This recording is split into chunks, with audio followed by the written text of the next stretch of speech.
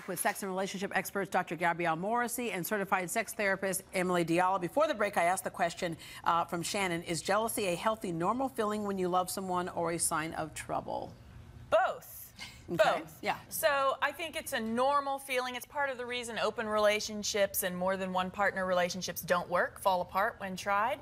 And two-partner relationships will fall apart over it. If it's an obsessive jealousy, a destructive jealousy, then it's not healthy and will destroy the relationship at some point. But yeah, I was going to say you have to think about whether that jealousy is coming from your own, issues of insecurity maybe, or because your partner is doing something that's evoking some of that natural feeling. Because jealousy can kind of be a sign of pride in your partner that, look, you all want him too, but I've got him. Right. Right?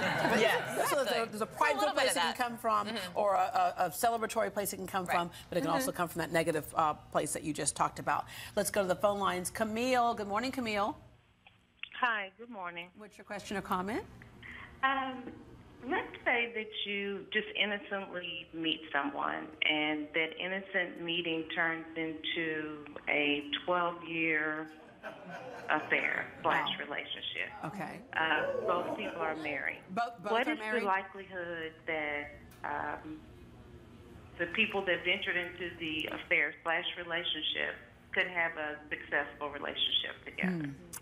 Yeah, there's something about it being apart that's made it successful, right? I mean, I say successful, but in that way. Oftentimes we see where people have long-term affairs, and what happens when they finally cut the cords with their married partners and get together. We can go into affairs because it's the illicit nature of it that is the thrill and giving us the dopamine and the excitement. And the convenience of it. You're And not with that person all the time. You're not seeing their annoying tendencies because you're too busy being secretive and it's too exciting. And so you're then when scheduling your dates. I was just going to say, you're still scheduling your dates. Yes. Thank you. And so when it then turns into an open, established relationship, what the basis of the excitement was either transforms into something that you can sustain or falls away. Yeah, it's a gamble either way. So and I think if it's been going on 12 years and he or she still hasn't left their primary partner, the chances of that happening are probably pretty low at this point. And the other thing, do you go ahead and leave your primary partner? Something's not working in that relationship. But a lot of people, I guess, live through false relationships. It's the convenience of that too. All right, so a tough decision to have to make. All right, let's go to John. We have John in our audience this morning. Good morning, John. Good morning. Hi there. What's your question or comment? My question is, why does money cause so many problems in relationships? Yeah, they say it's the #1 thing that couples fight about, right? Yeah, and it's definitely in the top 3, decade after decade, and even globally. So I can speak from other countries outside of the U.S. It is a divisive factor in relationships. And from what I see, it comes again to the power dynamic and who has freedom and voice and expression to be, because a relationship is a union of two very independent individuals. And so money is one, you have a lot of emotional investment in your goals in life, how you want to live your life. Security. And so, security and how you spend it, how you save it, what you're investing in, all of that is just fodder for conflict. And couples fight a lot. I do, and I think it's something that a lot of couples, because it is still kind of taboo, who wants to have a conversation about money, but it's so important. We run a premarital program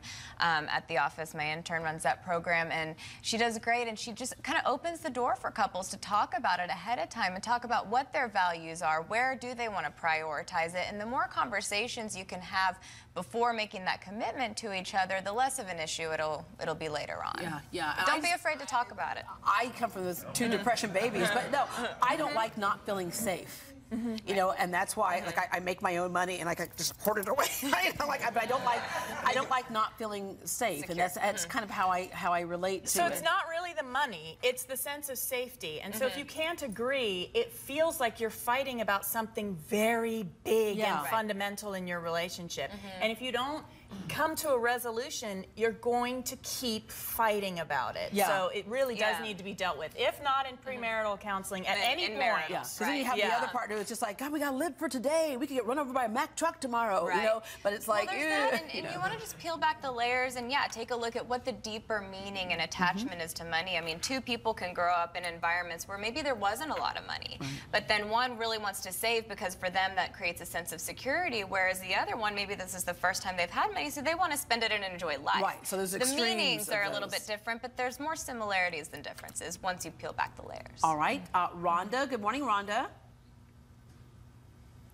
Oh, good morning. Hello there. I was looking for you. All right. She was thinking about that last question, yes. Why does men want you to change once, soon as you get married? Why do they want you to change? Oh, see, that goes both ways. Yeah, there are a lot of men who feel like women want them to change too. Because, before we were going along with the script that we had written for you, right? And then it's like we get married and go, okay, no, that's not what the script is. My Prince Charming doesn't do this, okay? So the person you marry will become more of what they are after you marry them. So what is that And even about? less attractive. Yes.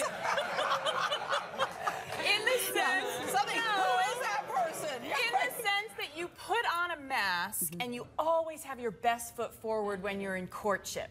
And so the less attractive part, I'm not talking physically, I'm talking about, all of your, the horns and all part. I think it was Eddie Murphy, I can't remember which comedian. He goes, when you first get married, the other partner's in the bathroom, you walk in, it's like bed of roses, you don't smell a thing. Yeah. You don't smell, you're like, hello, darling, how are you?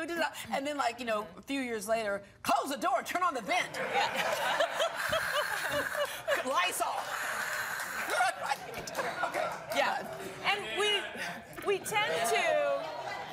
we should look for the potential in a partner, because too many people who stay single too long are looking for that sort of package of perfection, their perfect match, and nobody's going to be perfect for you. You're looking for that potential, but neither can you go into a relationship and say, I see the potential, now here's what I want to do with it. Right. That doesn't work. All right. Sheila Huckabee has a question on our Facebook page. I have a boyfriend and we live together, but he does not like to have sex. My age is 45 and his age is 51. I feel like he is cheating on me. We'll get to that question when we come back. And if you have a relationship question for our experts, you can post it now on our Facebook page or give us a call at 713-284-1055.